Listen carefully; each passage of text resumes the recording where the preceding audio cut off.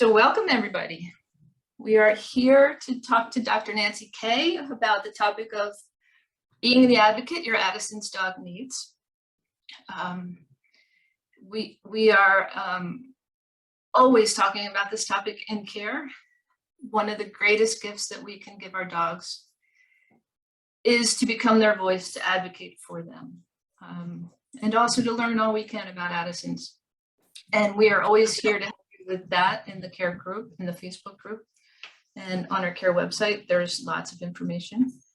I will tell you a little bit about care, and I will I'll let you know what we're going to talk about, and I will also introduce Dr. Nancy. Let me get my controls up here. So, okay.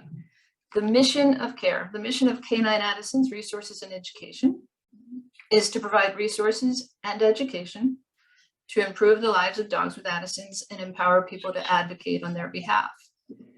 So at least half of our mission is the topic of this webinar today. It is so important to us.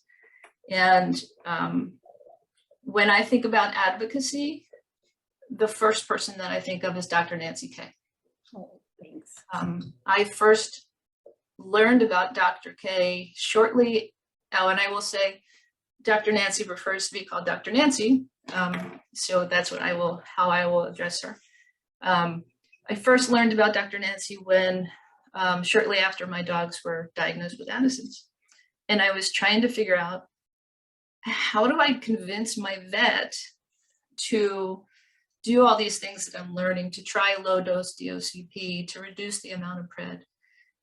So I found her books, and I am gonna, I mean, I found her books by hearing just wonderful, wonderful, wonderful comments about her and how she was the person to turn to and the person to read.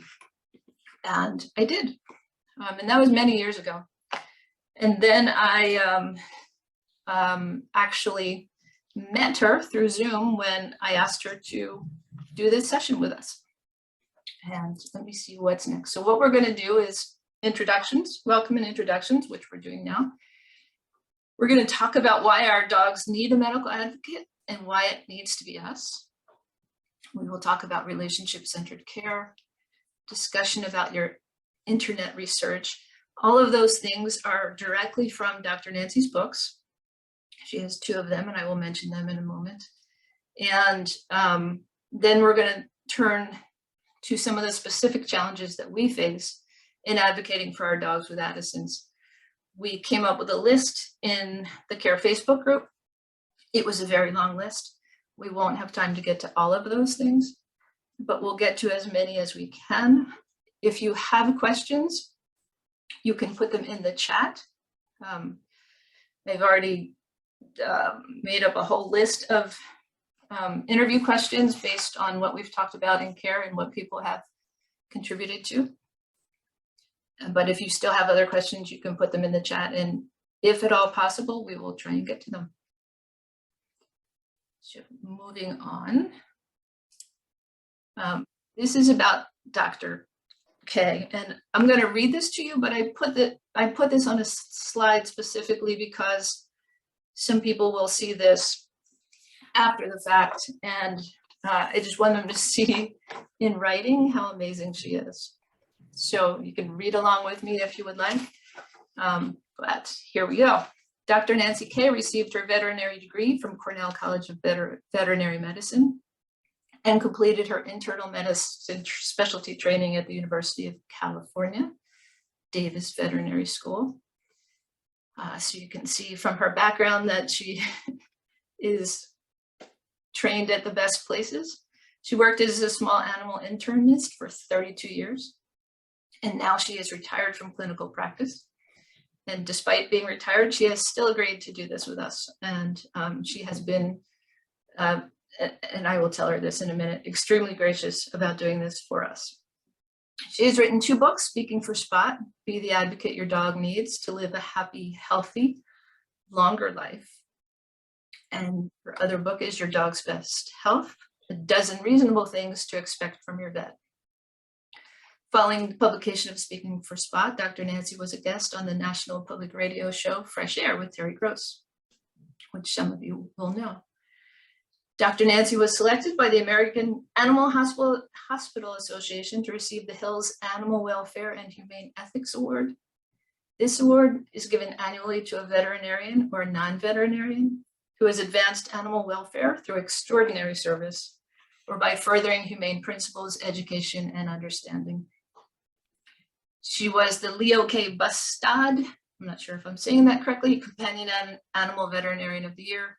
This award is presented every year by the American Veterinary Medical Association to a veterinarian whose work exemplifies and promotes the human-animal bond.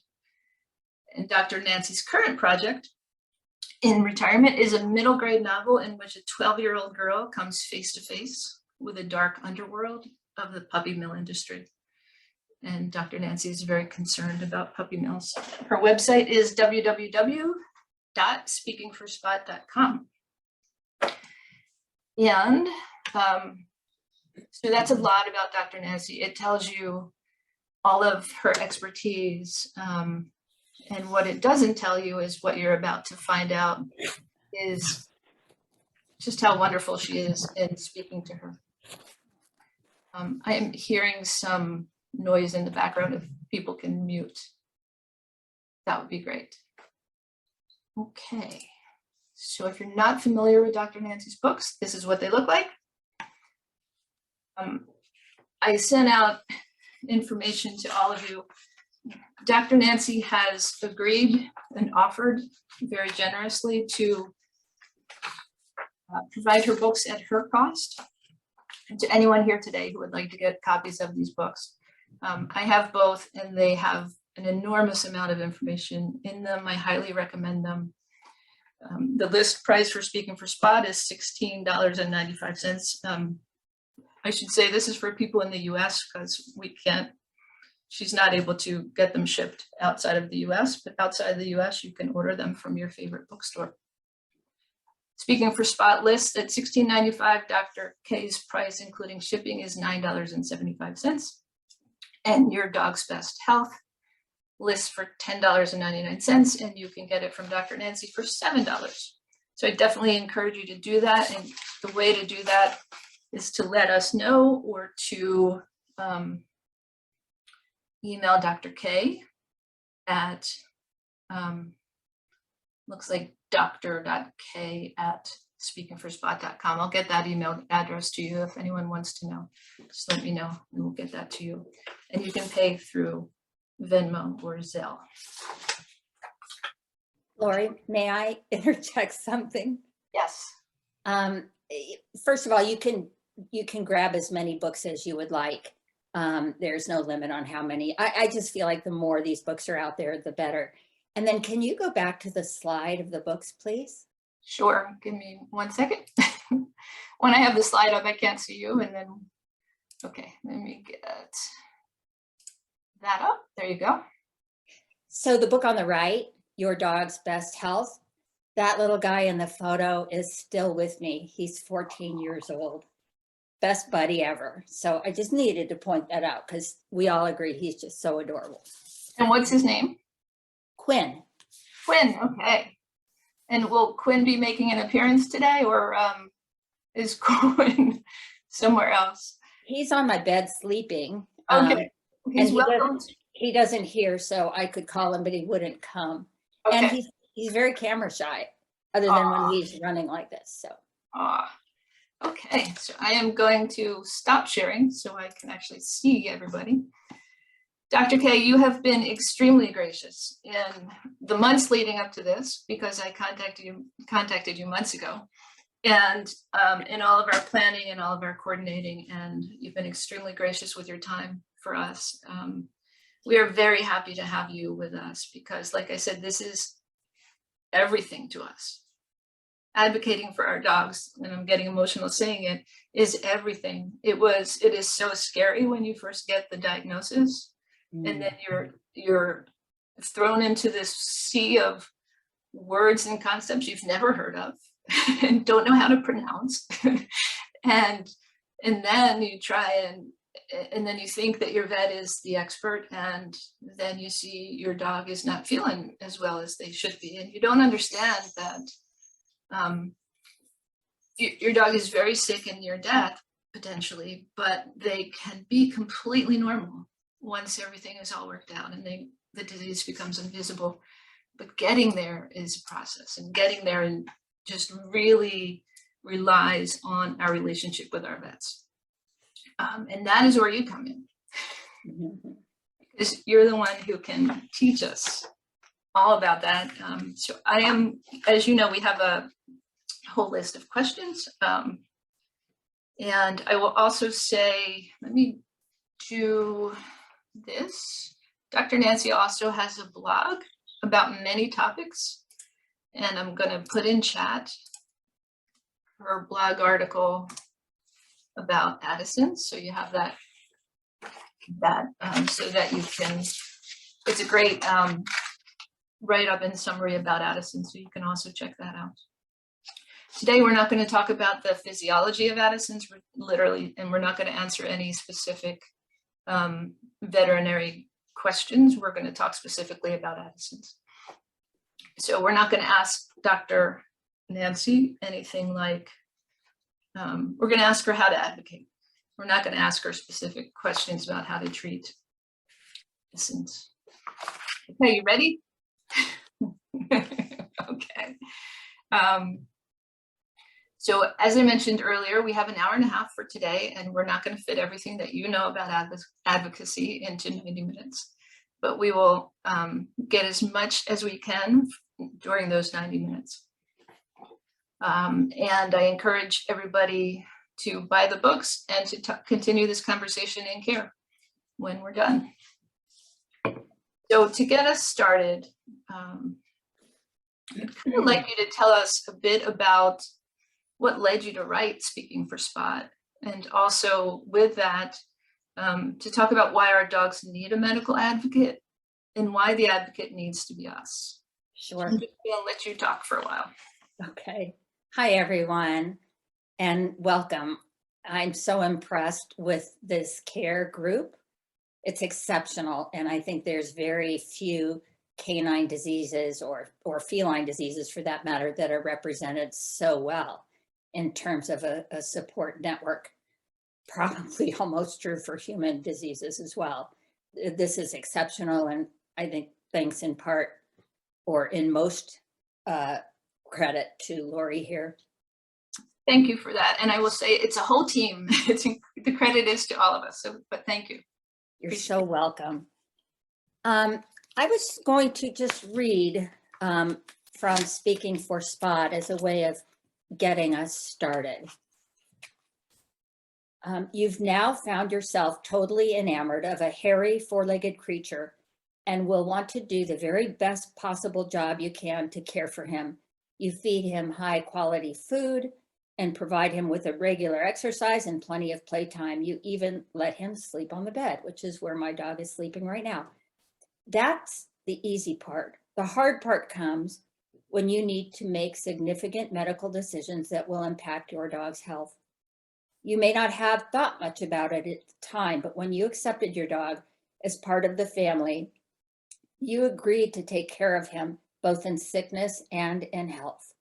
You signed an unwritten contract whereby you accepted power of attorney to act on your dog's behalf and to be willing and able to make medical decisions. Your role now becomes much more than just a caretaker and friend. In exchange for that wagging tail and unconditional love, you now become your best friend's medical advocate. I tear up. How many times have I read this? Maintaining your dog's health means gathering information, making important choices, dealing with illness, and potentially tackling the question of euthanasia. Welcome to the toughest part of sharing your life with a dog. I think I have a 14-year-old dog on my mind as I talk about this. So I will tell you that of all the many diseases that I can diagnose, Addison's is one of my very favorites. And I do have compassion for what you all go through or you went through when your dog was very first diagnosed. But the beauty of this disease is we can make your dog normal again. And it takes a little work. We have to titrate various dosages of various medications. But your dog can be 100% normal again. Going on camping trips, fetching a ball that you throw out into the lake.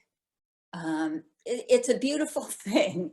In other words, you would not know that your dog has this disease other than the fact that you're spending so much money. And also a normal lifespan, I would add that as well. And that's a great thing. And it's also not such a great thing because it means you will be paying so much money for the rest of your dog's life. And of course, many of these dogs are big dogs. So the bigger the dog, the more expensive the treatment, as you know. Before I really start in on the specifics, what I want to remind you of is that you and your veterinarian have common ground, assuming you've chosen the right veterinarian. And that common ground is you want the very best health for your dog, number one. Number two is you want peace of mind. And so that's the goal. Our common ground is that my dog's health is being managed the best way possible, and two, I have the most peace of mind that it's possible to have with this disease. And Addisonian dogs, they need advocates really almost more than many other sick dogs. It begins before you even have the diagnosis, because as you know, it can be an elusive diagnosis. John F. Kennedy had Addison's disease, and the history books will tell us that it took a long time for him to get diagnosed, because Addison's disease is the great pretender. It can resemble a lot of other diseases. Plus, many general practitioners, meaning your dog's primary care doctor, they may see one Addisonian a year, maybe two, or maybe none. So it's just not up on their radar. And especially with the atypicals, where you don't have that super high potassium and low sodium to, as big clues. So it requires perseverance on your part. No, my dog is still not right. Still not right. Still not right. And what that means is that whenever you're working at something and you've given your veterinarian, I say 2 or 3 attempts to figure out what's wrong and get your dog starting to feel better, time to get a second opinion. That doesn't mean you leave your primary care doc. It means that you go somewhere, such as to an internal medicine specialist, or if you don't have access to that, although I think telemedicine has the potential to bring that to you in some regards. And people get really stuck getting second opinions. And it's, well, I don't want to hurt my veterinarian's feelings. And what I say, what's more important, your dog's health or your veterinarian's feelings?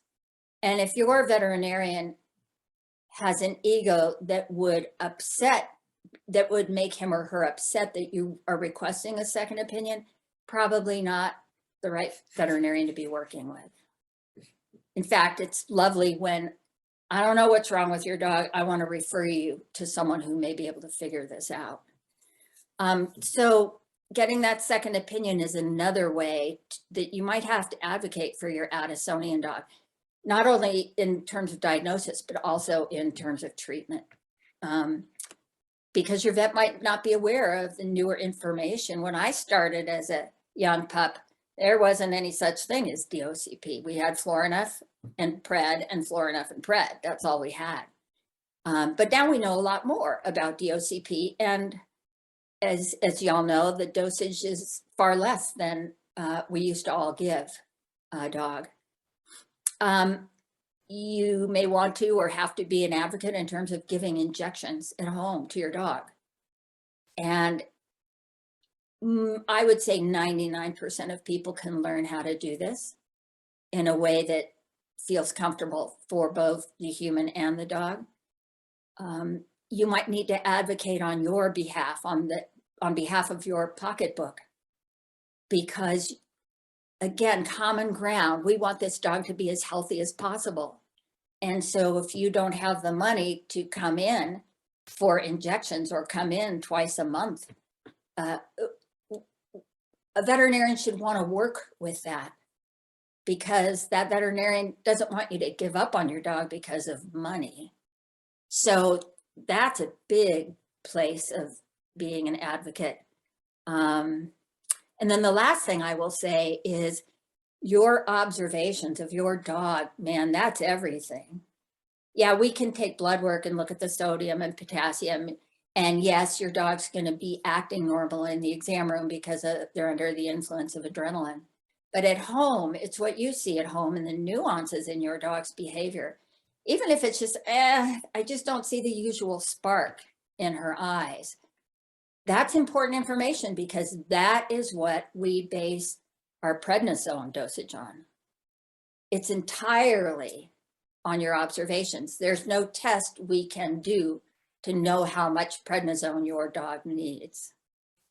And you would be aware of giving too much prednisone, which is a common problem. And so your observations are super, super important. So that's what I would talk about in terms of why Addisonian dogs need an advocate. And I realized I just skipped over your first question, didn't I? About what led you to write it? Yeah. Yeah, I'll tell you that in kind of a nutshell. This book was published in 2008, and I believe it was in 2006, maybe 2005. I had a breast biopsy, and the interventional radiologist said, hey, that you have some atypical cells in there, and we think we ought to go in and do a lumpectomy. And I kind of remembered that a client of mine with Bouvier's had mentioned that her husband was a pathologist, and in fact, a breast pathologist. That means someone who looks at tissues under the microscope. And I made some phone calls. What did I have to lose? And he said, sure, come on in. He wasn't that far from where I lived. And I remember so clearly sitting in his office. He was looking at my slides under the microscope. He had already looked at my mammogram images. And he said, you have nothing to worry about. This is why people get a little worried about these atypical cells. Nothing to worry about. You don't need that surgery. And I left there. I was exuberant. I was exhilarated, that so happy and relieved. And I thought, wow, you know, I have the ability to do this because of my medical background and perhaps the chutzpah that I have. How can the average Joe do this? They're missing out. And I thought, well, I'll write a book on advocacy. And I thought it was rather presumptuous to write it for people. So I thought, okay, I'll write it for dogs.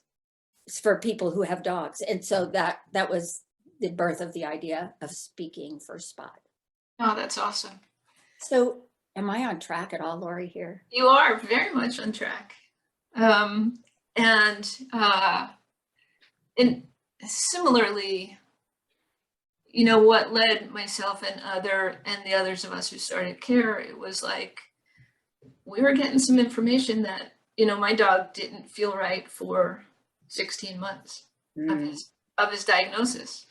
And they kept saying more pred, more DOCP, and it was the exact opposite of what he needed. So I think we each have something that motivates us to share what's in our heart and to share what's in our minds as well. Like, you have expertise plus the heart to go with it, and the love of dogs and just the love of people. And I don't want to say I'm glad you had that experience, but I'm glad you wrote the book. Yes. Yeah, me too. Really glad. And so many of us can, and I know I've talked to thousands of people in the groups over the years that have benefited from your work.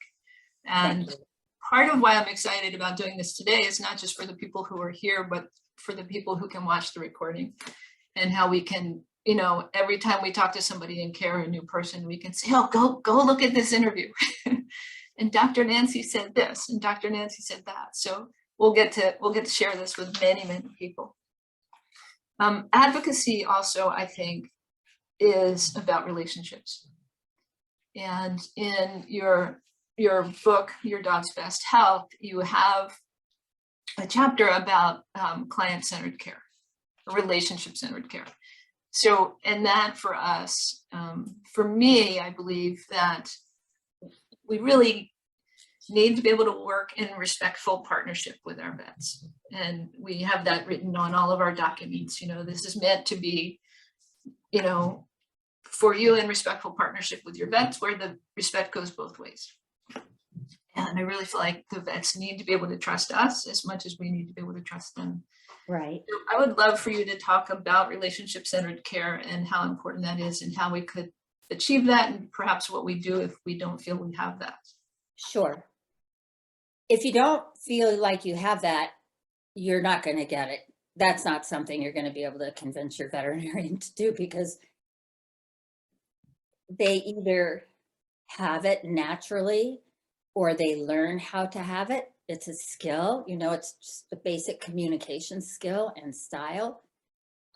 So if that's what you want, and I can't imagine wanting anything other than that, then that's what you should have.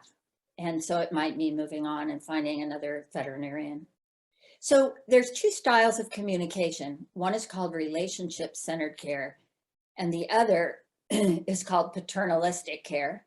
I imagine you already can sense the difference here. So I'll start with paternalistic care. Paternalistic care is your veterinarian basically coming in, getting a history and symptoms that you're seeing, and then proceeding to tell you what he thinks that you should do. So there's not presentation of options. It's, I think we should do this, this, and this, and has no real regard for you and what you know and what you would normally like to say. That veterinarian, well, I'm going to go be more positive. Let's talk about relationship-centered care, where the veterinarian holds what you have to say in very high regard. There's conversation, there's back and forth, there's presentation of various options and what the options cost and what they might involve for your dog. The relationship-centered care veterinarian really knows about your attachment to your dog, what your dog means to you, what your dog's normal activities are like. So it really creates more of a team approach. And I will say that your veterinarian is a member of your dog's healthcare team. And guess what? You are the team captain, like it or not. I was just thinking as I was talking about this, the only place I like paternalistic care and I cop out is when I take my car into a mechanic. I don't want to really know the options. Just do what you have to do. I don't want to understand whatsoever. Yeah. Thank you for that. Sure. I think, I don't know if I'm the only one who is surprised to hear that we are the captain of our dog's care team. Because usually I defer to the specialist or to the person with the educational degrees and the experience. But like you said before, I'm the one who knows my dog best. Mm-hmm. And I'm the one who knows, you know, what they look like when they don't feel well and what they look like when they do feel well.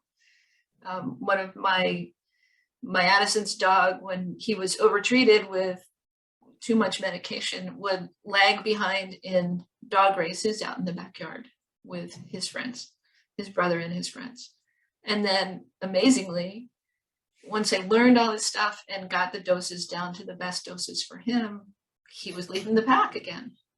And it literally brought tears to my eyes, and I'm tearing up saying this now. It literally brought tears to my eyes to see that transformation, because I knew he wasn't himself. And I thought that's what Addison's is, until I learned. And then got the doses adjusted, and then it's like, oh, that's not Addison's, that's over medication. Yes. um, So and- getting your dog back to that normal baseline is a great expectation and 100% realistic expectation. yeah, it's amazing. And he had had signs for a long time. So once he finally got medicated, he was even better than he had been for a very long time. Yeah, tells you how long that disease was simmering. Right. I was going to say, as the team captain, there's a lot of responsibilities. One, it's important to understand the facts. And I think that the physiology of Addison's disease is fascinating, but that's me. I still encourage you to learn what you can about sodium and potassium and steroids and all the symptoms of overdose and underdose. So really know the facts. And I will add, also know the data. You should ideally get a copy of every single report generated for your dog. That means the doctor's notes, that means all the laboratory data, that means a disc with all the ultrasound and x-ray images on it. You want that. You want to keep that in a file at home. And for one thing, if it's Sunday at 2 a.m. and you have to go to the emergency room, how nice would it be to be able to present all of that to the emergency doc? Would be so helpful, rather than reinventing the wheel in an emergency situation. As the team captain, you get to decide, does this plan make sense? In medicine, things are logical. Maybe that's why I like it so much. It has to make sense. And so combining Florinef, which has corticosteroids in it, with prednisone, which is a corticosteroid, how does that make sense? It does not make sense. So as the team captain, you get to know I should be questioning that. How does your dog's personality play a role in all of this? Is your dog just have an emotional meltdown with every visit to the veterinary hospital? And yet it's being recommended that you come in every once a month for a DOCP injection rather than allowing you to give it at home? That doesn't make any sense. Remember that common ground. You and your veterinarian both want what's in your dog's best health. I could go on and on about this. I think I'm going to put my 2 cents in for diagnostic testing. Sometimes, well, many times diagnostic testing that's completely unnecessary is done. And so when a diagnostic test is recommended, there's 2 things to think about. One, do the results of that diagnostic test have the potential to change what we would do next? That's question number 1. Question number 2 is something that you get to answer for yourself, which is, let's say it's not going to change what you do, but it gives you peace of mind knowing the answer to that diagnostic test. Those are the 2 reasons to do a diagnostic test ever. So things need to make sense. No one knows your dog as well as you do. So that team captain gets to be you. And I also, it sounds kind of woo-woo, and I do live in California, I recommend going eyeball to eyeball with your dog, literally, and getting a feel for what you think your dog is telling you. I don't know if I answered that question. Oh, yes, you And did. more. Okay. No, I love it. And I'm really glad that we're recording this because I want to go back and hear it all again. Trying to take notes as we go. So you did exactly what I was hoping you would do, which is that you not only talked about relationship-centered care, but you also talked about specific examples with Addison's. We are going to get more into that later on as well.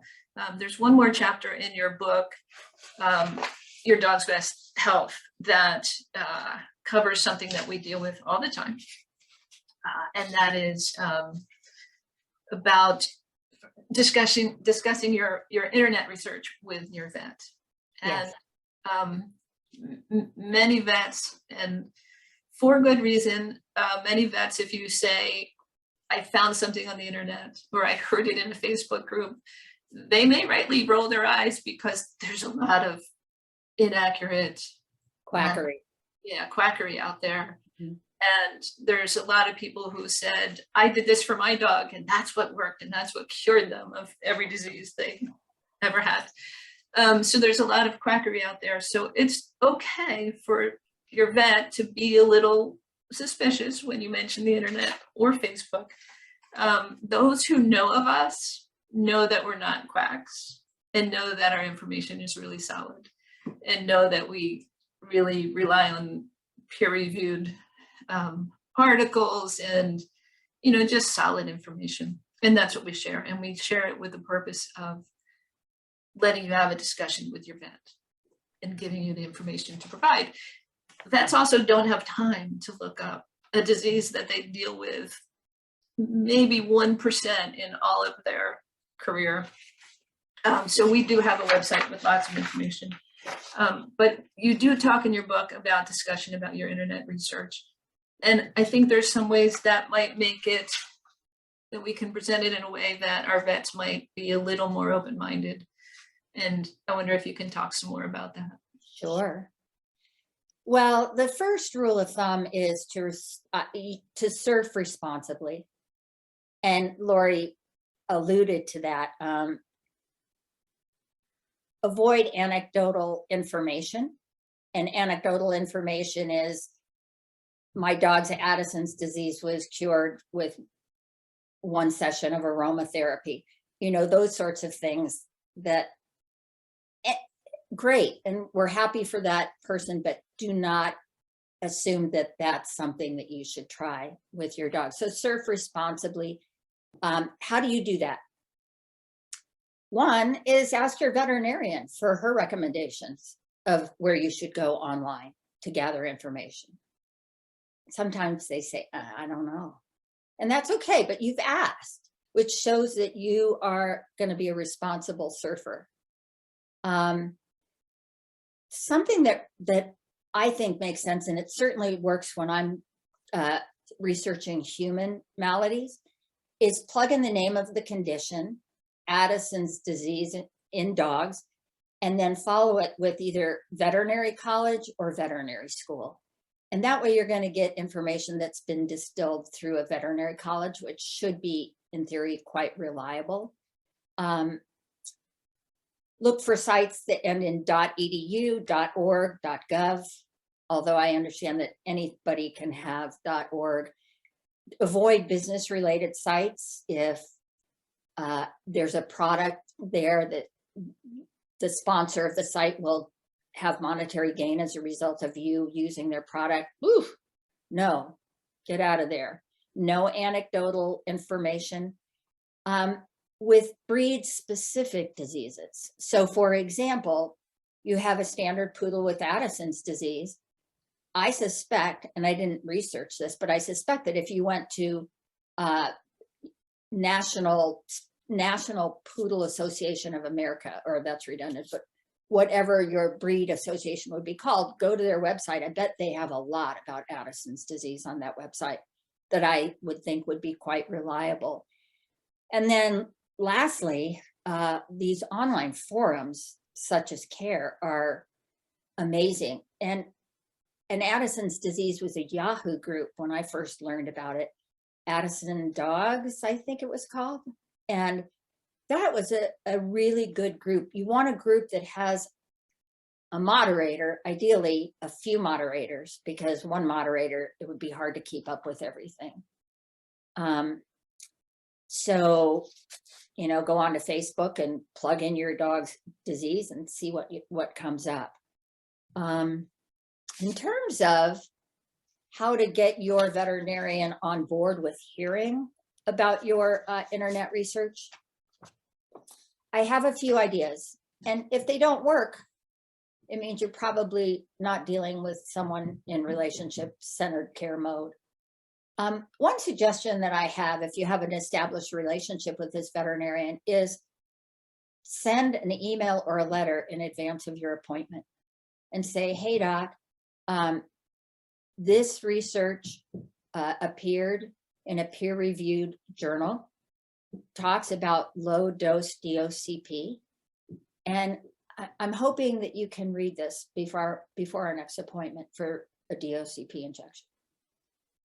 Now, when you're at the veterinary hospital, boy, the more gratitude you can express up front, the better.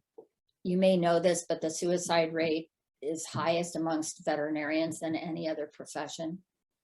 And veterinarians these days feel as though they hear a lot of criticism, especially reviews online, and not enough gratitude.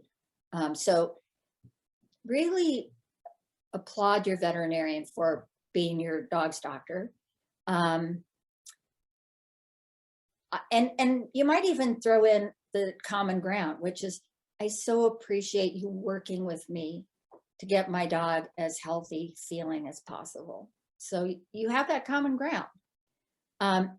2, surf responsibly, which we talked about. 3, when you go into the office visit, have the research printed off. And I know that Lori has a number of publications that you can print off and have them in hand. Wait for the appropriate time. Don't walk in the exam room and say, here, I read this. Sit quietly, let your veterinarian do her thing. And I say her thing because so many of the veterinarians coming out of vet school these days are women. Let her do her thing. And you can also mention that you're being very discriminatory in terms of what you're reading, what you're taking seriously. You're not, you're not pulling National Enquirer type articles. That, yeah, be brief and to the point. This is important. It's hard to be brief, but practice, because your veterinarian has 15-20 minutes for the appointment. And if you're running out of time, you can say, can I schedule up a follow-up email or telemedicine or whatever, call to talk about this further, but narrow it down. I've heard about low dose DOCP. This article seems super legit. And I'm wondering if you would look at this and maybe we could consider that for Bailey or, whoever. And then it seems obvious, but communicate in a way that's super respectful so that your veterinarian believes that you are engaging in conversation rather than telling your veterinarian what you think she should do. So you do have to play a little bit of a game, and that comes with the territory. It's part of being an effective medical advocate. These are such great ideas. Thank you. And I think sometimes, I know I get nervous and I just want to Oh, I just saw a tail go by. You did. Yes. This is Lucy. So I get nervous and I have all this information in my head and I just want to spew it all. Yes, of course. What you're telling me is calm down, have a conversation. Take a deep breath. Take a deep breath. Oh, speaking of standard poodles. This is Lucy, who I adopted because she had has Addison's. But yeah, so timing, and I talk to a lot of vets around the country because we work, with people behind the scenes, and I end up speaking to their vets. And I remember speaking to one, I guess, I don't know what she was, a receptionist, somebody who answered the phone, and she thanked me for being nice. And I was like, well, of course, what else would I be? And she said, no, people literally, I just got off the phone with someone who just called me an expletive, and she said, and that's what we're accustomed to. So. And you know how much that woman gets paid? Yeah, not much. Probably $15 an hour. If that, yeah. So I think we are, and we try, and I think everybody in our group is sensitive to this, and we also try to just remind people that vets and all of their staff members are stressed, especially through the pandemic Oh, yes, and yes. afterwards. They're just super, super stressed. So the more we can be appreciative and grateful, the more they're going to want to work with us. Oh, and bring gifts. Yes. Bring flower arrangements, bring cookies, brownies, bring gifts. I guarantee you that will make people happy, and it tells them that you really appreciate them. So that's a no-brainer. Line them with cookies. Yeah. It's a great idea. Yeah. So relationship stuff is so important. And like, I was just in another training today, and they talked about, if the only way to convince people and change minds is to connect with them, have a relationship with them. And that's what we need to develop as patient and client, or whatever we call ourselves with our veterinarians and clients. So all great information. And again, I'm going to go back and watch this over again. We talked about, presenting this, establish the relationship, present the information once you have the relationship. What can we do to help build our vets' confidence and trust in us? I think one of the things that you can do is have a good knowledge base of what this disease is. It just, I think, helps make you more legit. She's not just reading an article or someone with an Addisonian dog told her she should do this. She actually understands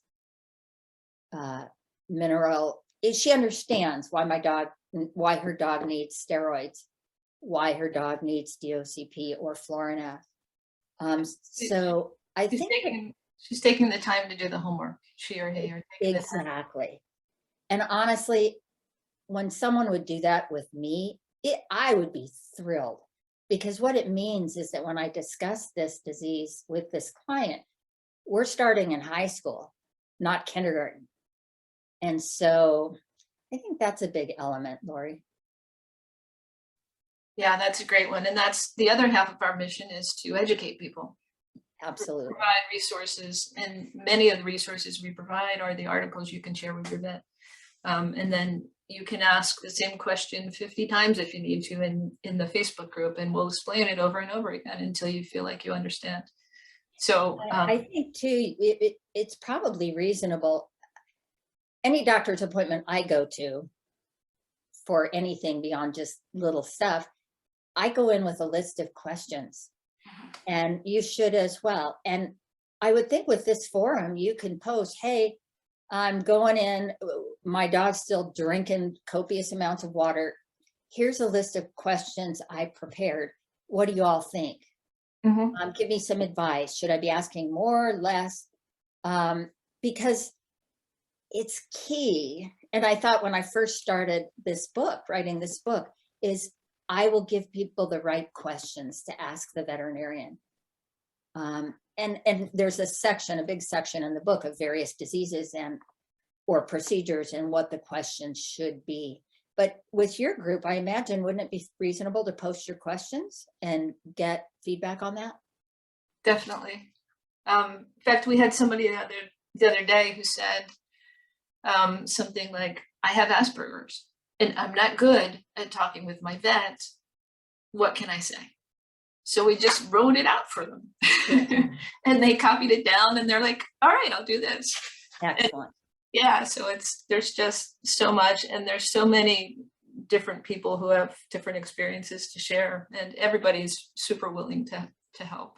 That made me think of something else, which is, it's great if you have an extra set of eyes and ears in the exam room with you, especially if it's a person with medical knowledge, because it is emotional. Obviously, Lori and I have both almost cried during this webinar or Zoom call, and that other person will probably be hearing things that you might not, or better yet, ask for permission to record the office visit so you can go back and listen again. Yeah, that's a great idea. Also in terms of trusting us, because we ask vets to, give a lower dose of DOCP than what is written on the instructions, because we're asking some things of them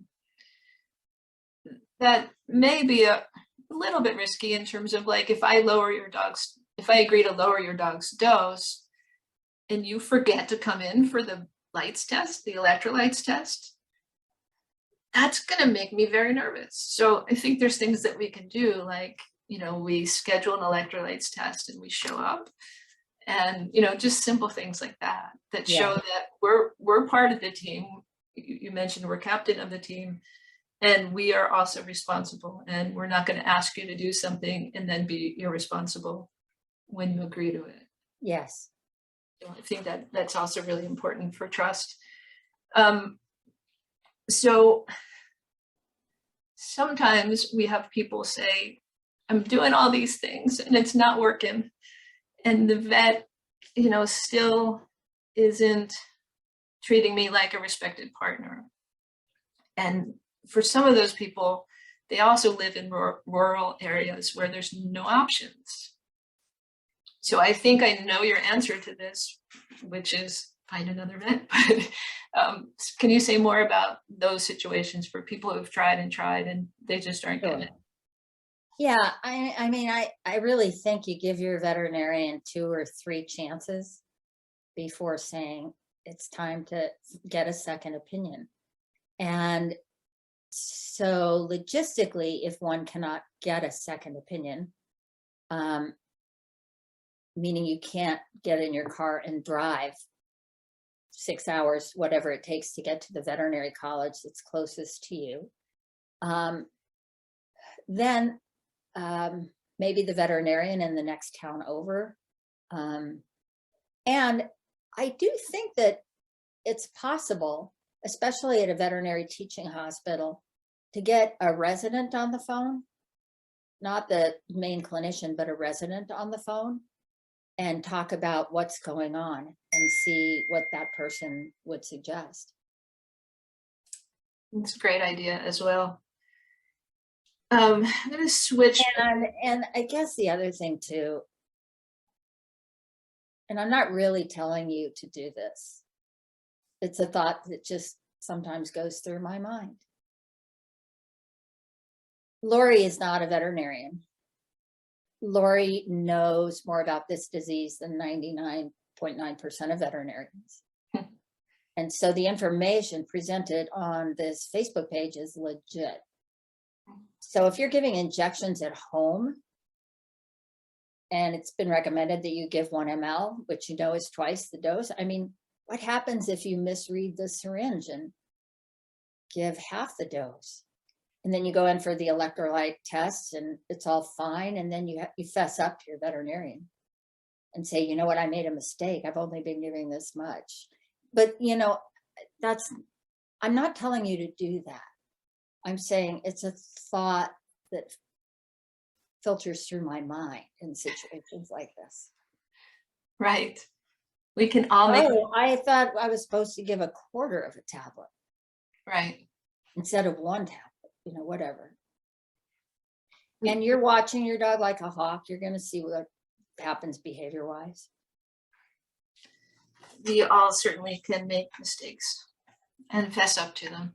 And it's very difficult for an Addisonian to get into that crisis situation that you may have witnessed when the disease first reared its ugly head.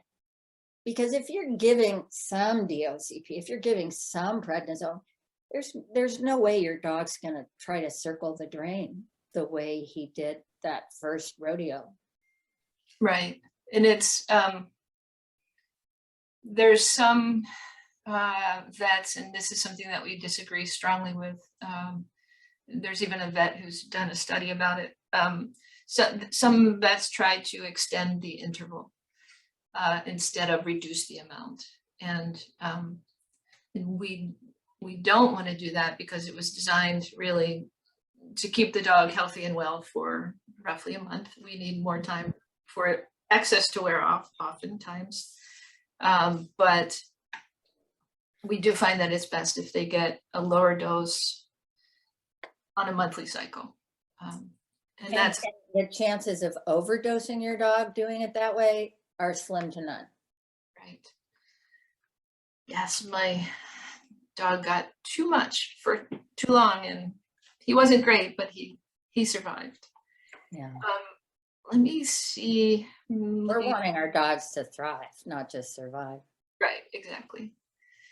So I'm looking at the time. We have about 35 minutes, and I'm going to go through some more questions. One of the things that we are asking them vets to do is to follow the research as opposed to the label instructions.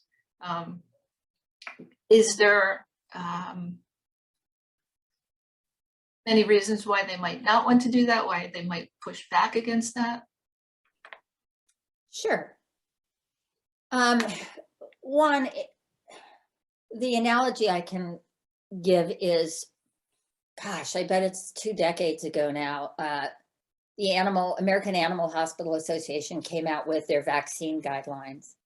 And what we all learned is rather than vaccinating our dogs once a year for distemper parvovirus, in fact, vaccinating every 3 years works just as well. And so what that means is, believe it or not, a vaccination is a medical procedure, and it comes with certain risks and benefits. And as a practicing internist, I saw cases of autoimmune disease triggered by a vaccination. Something like, I think it was a leptospirosis vaccine for a little prissy, clean, white Bichon. And that dog never would have had exposure to leptospirosis, but the leptospirosis vaccine is what killed the dog. No one can predict it, but what I'm saying is that vaccines aren't just, here you go. There's a little bit of risk every time you vaccinate your dog. Why am I saying this? Because it took probably a decade for the information to catch up with veterinarians. And I guarantee you there's still veterinarians that vaccinate every year. And so why does your veterinarian not know about the lower DOCP dosage? One, he or she may not have attended continuing education about this because they're busy going to the feline kidney failure talk or the diabetic talk, because that's what they see a lot of in their practice. So they just might not know. The only other reason I can think of, which is an awful reason, maybe it exists, is that they can make more money by giving more. It's possible. And if they do go to continuing education, it's often done by the manufacturer of the product. And they certainly stand to make more money if you give the standard. Absolutely. Absolutely. So one of the things that we kind of like dog food labels, right? You get a bag of dog food, you never want to feed as much as is recommended on the bag. Your dog will become obese. So why is that on the label? Because you'll be buying more dog food. Makes sense. You talked about what makes sense.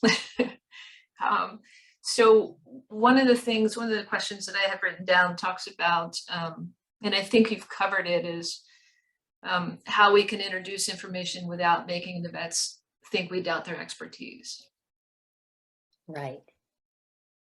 And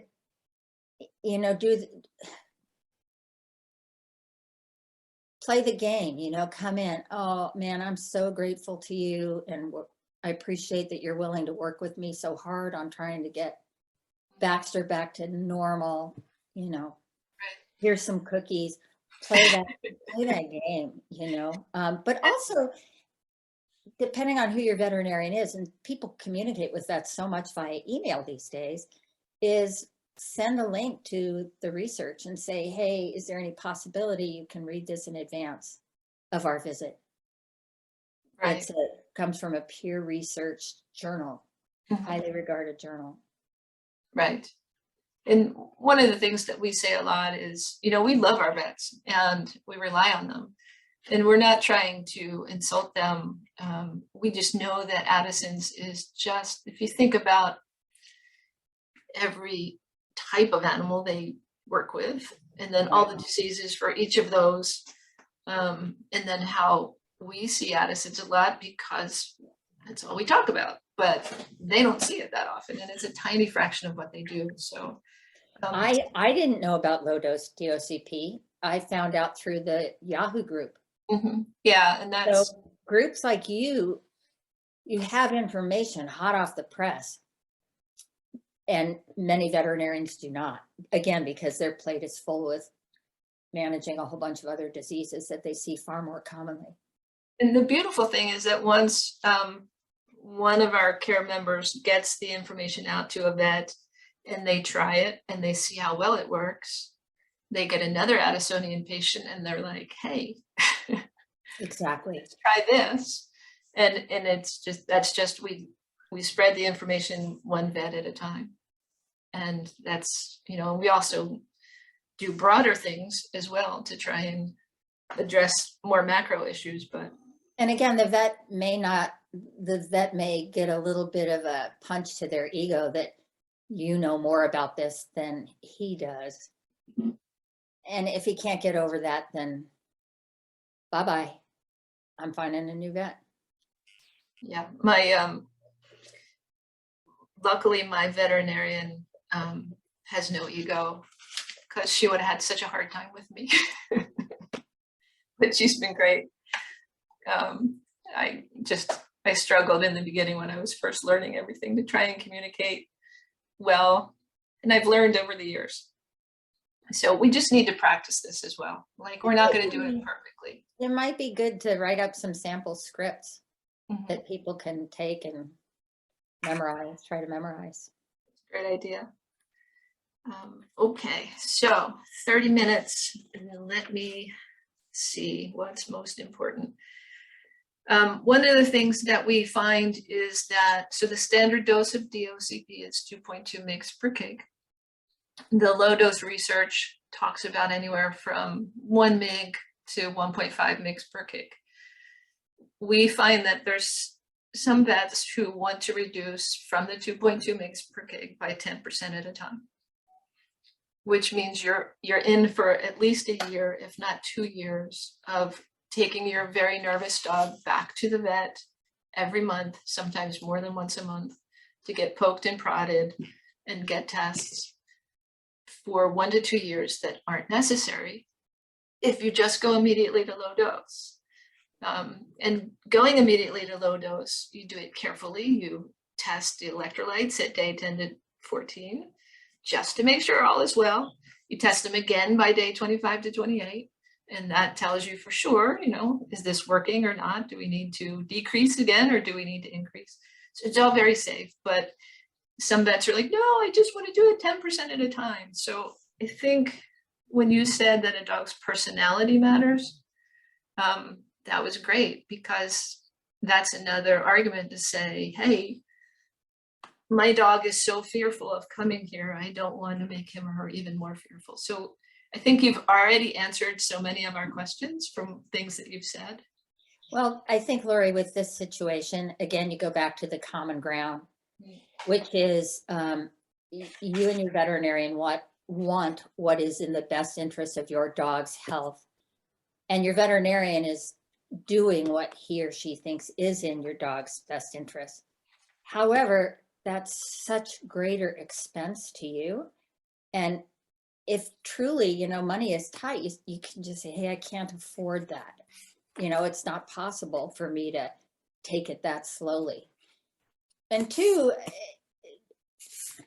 you understand the physiology of Addison's disease, and that until a dog is really well regulated, the dog cannot respond to stress appropriately, because what happens with stress, the body releases cortisone, and an Addisonian dog can't make cortisone anymore.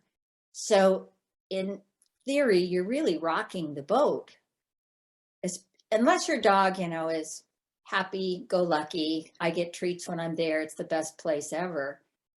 It's a stress for your dog. And so that undermines that common ground. And gosh, what would happen if you accidentally reduced it by 25% that first time? Oops, I So didn't have my glasses on. that gets back to some vets don't want to allow, and you mentioned this before, don't want to allow people to do the injections themselves. Or they say, let's get your dog stable first, which stable to some can mean a year down the road, 2 years down the road. What would you say to help people advocate for giving injections themselves? And in some places, in some countries, it's more common than others. Okay. I think that what I would do would be that Lori, moderator of this group, post something about what percentage of Addisonian dogs are receiving injections at home rather than going to the veterinary hospital once a month. And then you take a photo of that posted and say how many members are in care? I think it's over 7,600. Okay.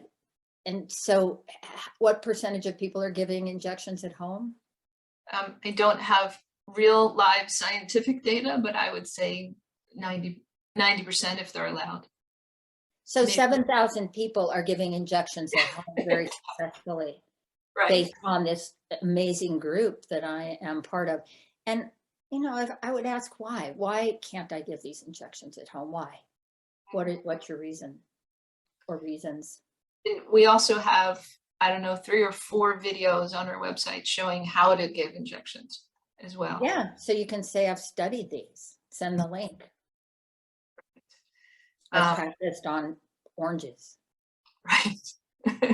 And some dogs have diabetes and they need insulin shots every day. So what would you do if my dog had diabetes? Was I supposed to bring him or her twice a day? So I think there's definitely room to negotiate there and to advocate. And keep in mind too, if a veterinarian, I don't know, over the course of 30 years, I probably saw maybe 100 to 150 Addisonians. Actually, most of them came in because it hadn't been diagnosed. Mm-hmm. Right. And I was the one who, ran the cortisol levels. And this veterinarian, your veterinarian, in 30 years has seen 6. And so it's kind of like a baby veterinarian. You're kind of timid and nervous about doing something wrong. So you can bring the group's reassurance that it's fine. My dog's not going to crash. Yeah, that's a great idea. You also talked about getting copies of blood, not just blood test results, but the whole record. Yes. Notes. And sometimes now some of us have access to that now, like vets now have an app and they put all their notes in there and they put their test results in there and you can just pull it up on your computer. But not everybody does that yet. And not everybody is, and the other thing is, my vet might get around to publishing those notes 3 days from now, but I need the test results today because my dog is due for a shot today. So if they are reluctant to give test results or copies of the records, what can we do in that case? Well, in terms of lab results, that should be a quick turnaround time on electrolytes. Maybe your doctor's out of the office for a few days. And what I would say is that 1 or 2 days isn't going to make a huge difference in terms of how your dog's going to do. So that I'd wait out if you don't have ready access. But you can get on the phone, and if the results are there, someone can say the sodium is this, the potassium's that. In terms of records, you are in the United States completely 100% legally entitled to every part of the medical record. So it may be hassle on their end, although nowadays you can email documents lickety split. Although I would recommend that you create paper copies so that if you do go to the ER, you're not asking someone to look at attachments. You actually have papers for that veterinarian to see. Right, that's a good idea, because some of us can pull up our apps, but often they take our dogs back to an ER room. Yes. We can't send our phone with them. Right, right. Right. Another thing is the price of medication. Many of us get our veterinarian to approve a prescription so we can buy the medication at a more reasonable price from a reliable pharmacy. Often they're online or from Costco or from somewhere. What if the vet pushes back on that? They don't want to allow us to purchase the medication somewhere else. Well, one, I would go back to, I'm going to be giving my Great Dane this drug for the next 7 years, if I'm lucky, 7 years, every month paying. You know better than I do how much that costs a month these days. It would be such a help if I could either get the medication through Costco or if you could price match for me. And I'll give you cookies once a month. Cookies is always the answer. Yeah. How much do you think a person spends extra, let's say on a 60-pound dog, if they get it through the pharmacy versus what the markup would be from the average veterinarian? It can be a big markup. I can tell you that 10, 12 years ago when my dog was first diagnosed, I was paying $300 for a vial that probably at the time cost $140. Yeah, that's quite the markup. Yeah, now not everybody is like that. Then they suddenly, after I don't know how many times I bought it, they suddenly reduced it because they think, I don't know, but it can be a pretty high markup. And again, it's a common ground of we both want my dog to thrive, and this is going to break the bank. Right. Okay. You touched on this one again also earlier, but we find that many vets prescribe excessively high doses of prednisone. And it leads to the side effects that we discussed. We've written up a document that lists all the side effects of excess corticosteroids.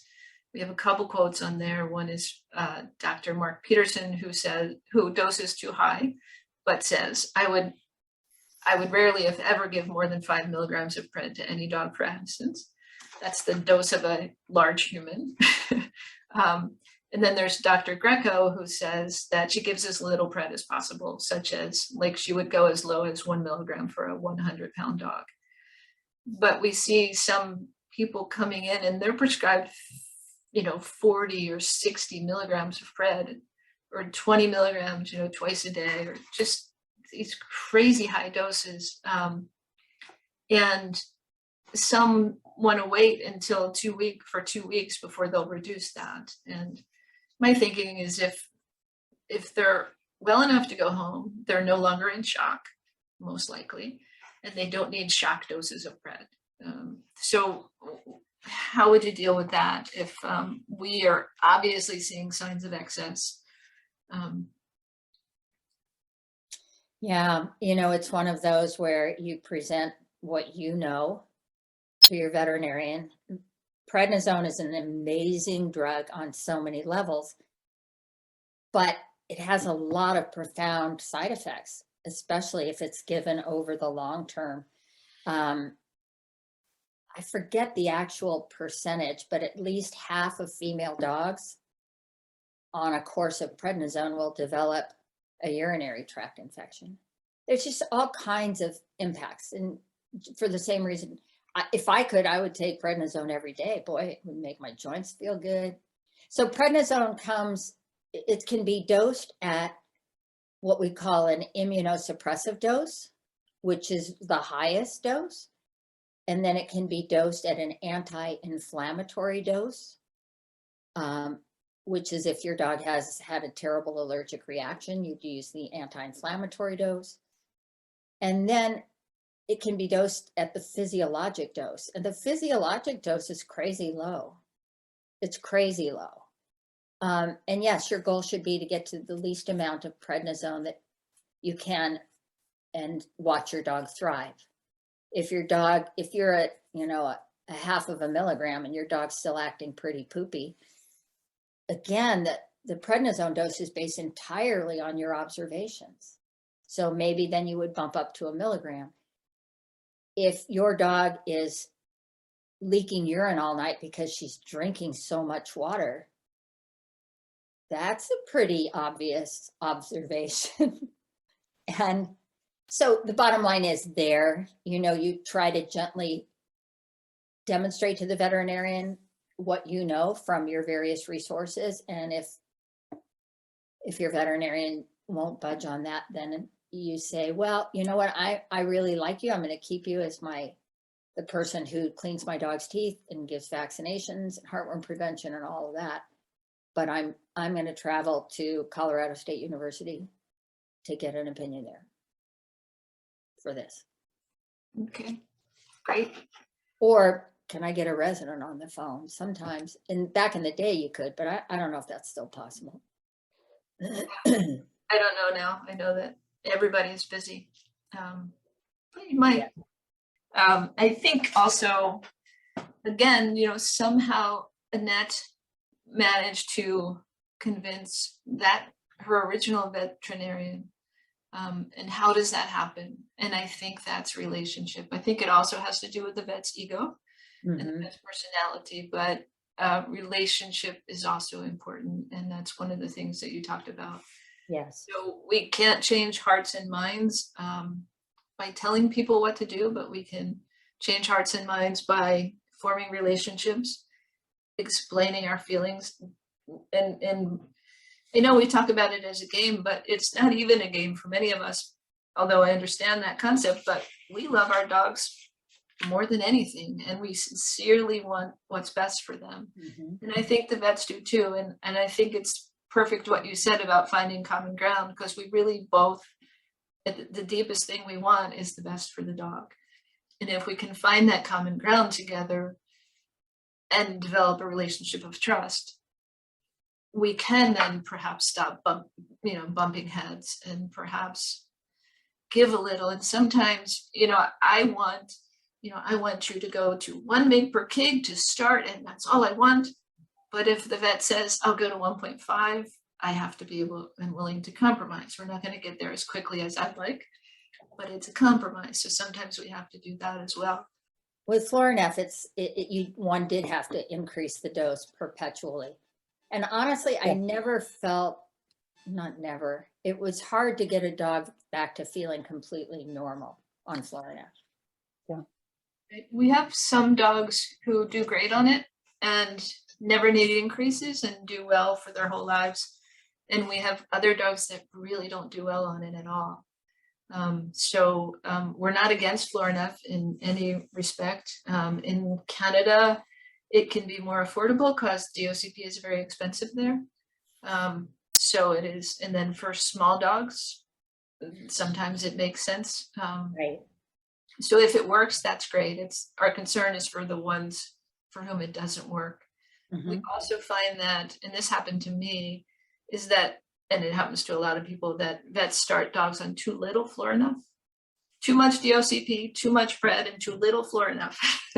So I don't know why that is, but, and then on top of that, they give prednisone, which I love that you already mentioned. And that was one of my questions was, if a dog is on Florinef, how can we convince the vet to wean them off of pred? And it's very rare that a dog needs both.